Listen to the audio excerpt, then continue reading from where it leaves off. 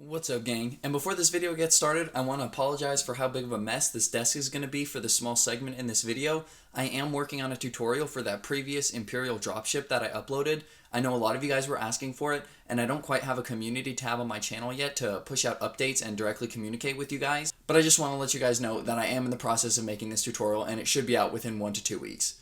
But today I decided to take a break from doing the Imperial Dropship tutorial, and I decided to finally build my Mandalorian Forge.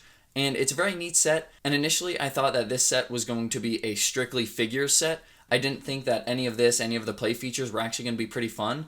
And admittedly, I've only had it assembled for about 20 minutes, but I honestly want to keep it together, and I honestly don't really want to modify it. That being said though, I totally am going to, because I already do have some ideas. Now this isn't going to be a review video over this set, because I don't really think I need to do that. I think it's long past due for somebody to do that. But I did just want to show you guys the beforehand before we start modding this set, because I don't typically do that other than videos I've made a review on. A lot of my sets just come pre-modded to you guys, so I did want to show you guys the before, and then we'll get to an after. Alrighty gang, so here's our after. This is what I've come up with. And initially I didn't plan on actually making it on a large base plate and connecting it all, but I got really sick of having all these different bits floating around, so I just wanted to connect it all to make it easy. But I'm pretty happy with how it turned out, so let's go ahead and go into the modifications that I did, and then we'll get into the main expansion. So as far as modifications go, none of the figures were modified, except for Paz Vizsla's large blaster. Overall, I don't really think they did him justice with the weapon that they gave him, so I just made it a little larger and made it feel more like the pretty much minigun that he had in the show. But now we can get onto the set, and obviously on the left you can see the main expansion that I did.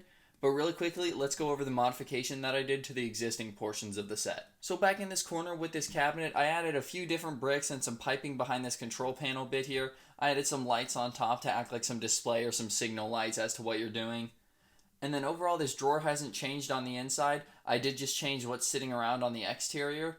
And just like the original set, you actually can take this cabinet out. You just have to bend the bricks back a little bit, but it does come out really easily. And you still do have the storage containers on the bottom if you want to put anything in those. So in between the two portions of the existing set was pretty bare besides that little mop slash broom that they had right there. So I went ahead and put some stolen Imperial goods in there, a nice mortar cannon, and then some containers and what looks like another Beskar Cantomo. I don't actually know if that's how that word is said. I completely forgot from watching the TV show. So you have the stolen Imperial goods there as well as that nice broom. You have the entrance to the forge, and then on this shelf you just have some miscellaneous items placed around. That is actually a control panel piece, but I went ahead and put it down right there so it kind of looks like a data pad or something that you would browse the HoloNet on. And then you have that plain helmet from the original set. I do appreciate that they gave us one of those. I don't know what I'll use it for, but I think it's kind of cool.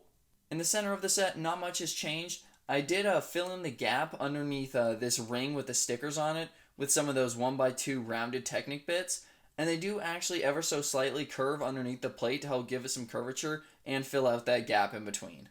Other than that, inside you can see that is a different color from the Beskar that comes with the set, but that's because it's getting treated in this forge. That's my excuse for it being a different color. And then the table that they sit at is overall just the same. I built a different little Beskar container. I'm not going to try and say that word again, but other than that, it's pretty much the exact same. And if you didn't notice already, I have removed this large arm that houses the overhead smelter or fire, just because it really gets in the way of showcasing things.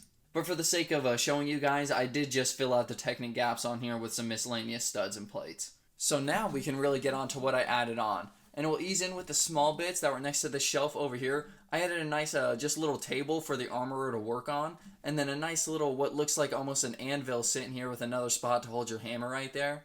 Underneath the table, there is a light for some sort of detail. It's Star Wars, there's lights attached to all sorts of things. I don't know, it's greebling, it's detail. But now, over here on the left, I'm sure is what everybody has been looking at. And because it's kind of hard to shoot over this little entrance bit, I'm going to try and detach just this portion of the set. And here is the main bit of expansion that I did. Originally, it was going to be a whole armory that housed numerous suits of armor and many weapons, but then it kind of turned into one large display of one grand suit of armor and just 2 weapons. This was one of those bits that started as a hodgepodge, but I knew what I wanted in the end, so I knew where it was going. But the main bit that I'm really proud of is how all this is connected in here and how all the different bits of armor are displayed. So to show you guys more of the outside, I went ahead and folded in those doors there. On the left side here, you do just have one sniper rifle with a bipod attached. You have some lights. And then on the right side here, you have the keypad to unlock the armor set as well as another weapon. And I didn't have too much tan bricks, so I went ahead and had to use these tiles so that this bit of expansion would actually match the original set's color scheme.